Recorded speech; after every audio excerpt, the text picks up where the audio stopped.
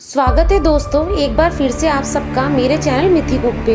दोस्तों, आज मैं अपनी मिथि कुक की पौराणिक रसोई से आप लोगों के लिए शेषनाग की कथा लेकर आई हूँ। इस वीडियो में हम जानेंगे कि नागलोक के क्या रहस्य हैं और वासुकी को भगवान शिव ने अपने गले में क्यों धारण किया था।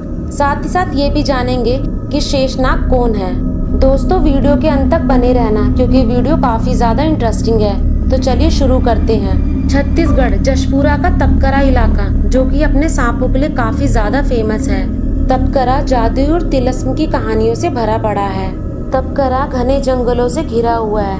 जंगल के बीचों बीच ठीक एक ईव नदी बहती है और यहाँ पर एक प्राचीन शिव मंदिर है। कहते हैं कि इस मंदिर से 400 मीटर की दूरी पर एक गुफा है। इसे पाताल लोक या नागलोक का द्वार कहा जाता है। लोगों का मानना है कि यहाँ पर जाने वाला कभी आज तक कोई वापस नहीं आ पाया है, इसलिए इस गुफा का द्वार एक बड़ी चट्टान से बंद किया गया है। लोकल्स की माने तो ये सारा इलाका पहले दंडकारण्य वन में पड़ता था। रावण की बहन शुकनखा ने भी इस स्थान पर भगवान शिव की पूजा की जाती है। यहाँ तक कि वनवास के दौरान राम और सीता जी ने भी यहाँ पर भगवान शिव की पूजा की थी। ऐसा माना जाता है कि तब स्वयं नागराज भगवान राम और माता सीता की रक्षा किया करते थे। अब चलिए जानते हैं कि आखिर कौन थे नागों के पूर्वज। पुराणों के अनुसार ऋषि कश्यप की कई पत्नियां थी। उन्हीं में से ऋषि कश्यप की एक पत्नी थी कद्रू, जिन्हें नागों की जननी माना जाता है। अथर्ववेद के अनुसार नागों को प्रकृति का रक्षक कहा जाता है। वे मनुष्य को ब्रह्मांड का ज्ञान दिया करते थे। वे धन संपन्न हुआ करते थे। एक प्रकार से वे मनुष्यों के साथ रहकर उन्हें जीवन का ज्ञान दिया करते थे। कौन थे शेषनाग? तो दोस्तों, शेषनाग ऋषि कश्यप और कद्रू के बड़े बेटे थे। अपने भाइयों और माता के बीच चलते द्वेष के कारण शेषनाग गंधमादन पर्वत पर तपस्या करने के लिए चले गए। उनकी तपस्या से प्रसन्न होकर ब्रह्मा जी ने उन्हें पाताल लोक का राजा बना दिया। जिसके बाद शेषनाग भगवान विष्णु की भक्ति में लीन हो गए और भगवान विष्णु की सेवा में लग गए। उन्होंने ही पृथ्वी का भार अपने फनों पर उठा रखा है। हाल ही गुजरात के कच्छ में एक बेहद प्राचीन सर्प के अवशेष मिले हैं, जो करीबन 4 करोड़ साल पुराना बताया गया है। इसकी लंबाई लगभग 49 फीट बताई गई है।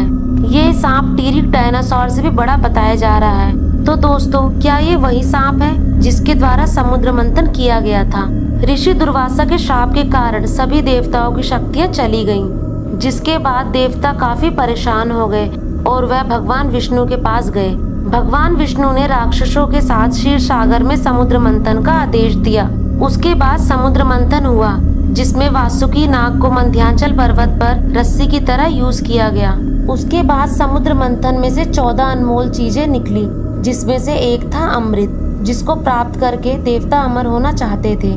तो अमृत तो देवताओं ने ग्रहण कर लिया, जबकि विष वासुकी नाग और भगवान शिव ने ग्रहण किया, जिससे प्रसन्न होकर भगवान शिव ने वासुकी नाग को अपने गले में धारण किया। दोस्तों, अब जानेंगे कि अर्जुन का आखिर नाग कन्या से विवाह कैसे संपन्न हुआ। पौराणिक कथाओं के अनुसार नागों ने इंद्रप्रस्थ पर आक्रमण कर दिया था। तब अर्जुन ने भारी मात्रा में नागों को मार गिराया, जिस कारण सारे नाग अर्जुन के कट्टर दुश्मन बन गए। अब सारे नाग अर्जुन से बदला लेना चाहते थे और कुछ समय बाद उन्हें वह मौका मिल भी गया। वनवास के दौरान जब अर्जुन एक बार गंगा स्नान पर गए, तब नागराज ने अपनी पुत्री उलूपी को अर्जुन के पास भेजा। लेकिन अर्जुन को देखकर उलूपी उस पर मोहित हो गई, जिसकी वजह से वह अर्जुन और अपने पिता के बीच सुलह कराना चाहती थी। वह अर्जुन को अपने पिता के पास ले गई और अपने पिता और नागराज के बीच में सुलह करवाई।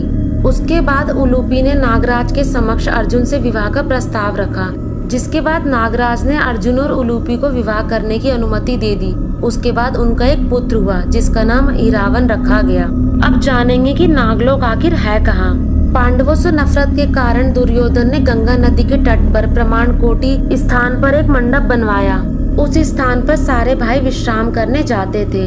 दुर्योधन भीम से बहुत नफरत करता था। इसी कारण दुर्योधन ने एक बार भीम के खाने में जहर मिला दिया, जिस कारण भीम की मृत्यु हो गई। दुर्योधन ने भीम को नदी में फेंक दिया, जिसके बाद सभी नागों ने मिलकर भीम की छाती को छोड़कर हर जगह पर ढस लिया। उसके कुछ समय के बाद भीम को होश आ जाता है और सभी नाग मिलकर भीम को नागराज के पास ले जाते हैं। वहाँ पर भीम की मुलाकात आरिका नामक नाग से हुई, जो कि कुंती के परदादा थे।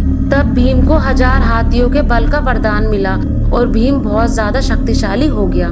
दोस्तों, अगर आपको ये वीडियो अच्छा लगा है तो मेरे वीडियो को लाइक और शेयर जरूर करें। साथ ही साथ अगर आप मेरे चैनल पर नए हैं तो मेरे चैनल को सब्सक्राइब करना भी ना भूलें।